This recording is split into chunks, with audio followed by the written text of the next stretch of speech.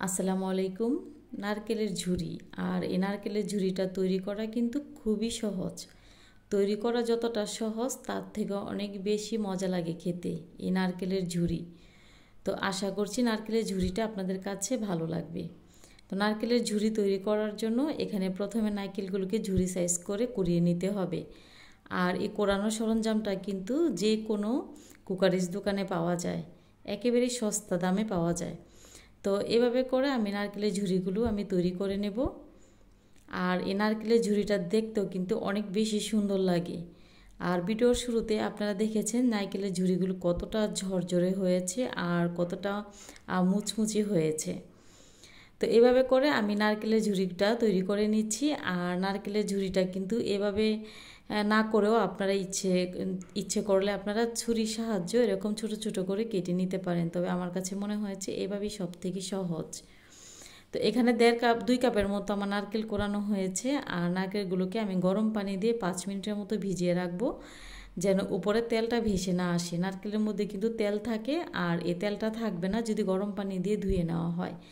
গরম পানি দিয়ে ধুয়ে আমি স্ট্রেনারের সাহায্যে ছেঁকে নিচ্ছি পানিটা। তো প্যানে দিয়ে দেবো এখানে পরিমাণ মতো চিনিটা কিন্তু আমি 2 কাপ নারকেলের জন্য 1 কাপ পরিমাণে এখানে চিনি দিয়েছি। আর 1/4 কাপ এখানে দিয়ে দিচ্ছি পানিটা দিয়ে সুন্দর একটি ফ্লেভারের জন্য এখানে দিয়ে দেবো 2টি এলাচ আর 1টি দারচিনি দিয়ে আমি নারকেলের সাথে মিশিয়ে তারপরে জাল করে নিচ্ছি। আমি বুঝতে পারি না ইদানিং আমি ভিডিও করতে গেলে কেন যেন ক্যামেরা অন করতে ভুলে যাই। তো এখানে আমি চিনির সাথে কিন্তু নারকেলটাও দিয়ে দিয়েছিলাম, আর দিয়ে দেওয়ার পর চুলাতে বসিয়ে দিয়েছি। আর বসিয়ে দিয়ে কিন্তু অনবরত নাড়াচাড়া করে নিচ্ছি। চিনির পানি এবং নারকেল থেকে কিন্তু অল্প পানি উঠে এসেছিল। তো চিনির পানি আর নারকেল পানিটা মিলিয়ে কিন্তু নারকেলটা কিন্তু খুব ভালোভাবে সিদ্ধ হয়ে যাবে।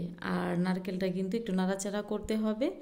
দেখতে মনে হচ্ছে যে অনেকটা লেগে লেগে যাচ্ছে, কিন্তু এটা লেগে যাবে না, এরকমই দেখা যাবে। আর নারকেলগুলো কিন্তু এরই মাঝে আমার অনেকটা সিদ্ধ হয়ে গেছে। তো নাড়াচাড়া করে পানিটা শুকিয়ে নিতে হবে। আর এ পর্যায়ে যে আমি এখানে মশলাটা অ্যাড করেছিলাম ওই মশলাটা তুলে ফেলে দিতে হবে। আর মশলাটা তুলে ফেলে দেওয়ার পর আবারও নাড়াচাড়া করে নিচ্ছি। আর নাড়াচাড়া করে কিন্তু সম্পূর্ণ পানিটা শুকিয়ে নেব।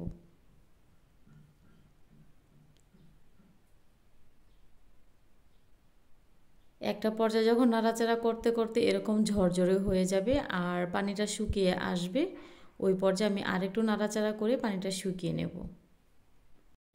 পানিটা শুকিয়ে যাওয়ার পর যখন এরকম পর্যায়ে আসবে ওই পর্যায়ে আমি চুলার আঁচটা অফ করে দিয়েছি।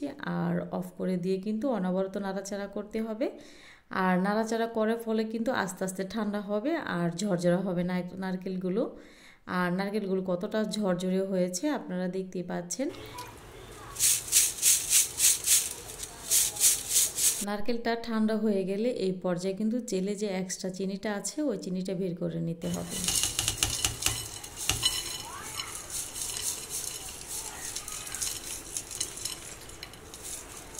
ঠিক কতটা ঝরঝরে হয়েছে আপনারা দেখেই বুঝতে পাচ্ছেন। তো রেসিপি ভালো লাগলে শেয়ার করা অনুরোধ রইল। সবাই খুব ভালো থাকবেন, সুস্থ থাকবেন। এতক্ষণ সাথে থাকার জন্য সবাইকে অনেক অনেক ধন্যবাদ জানাচ্ছি।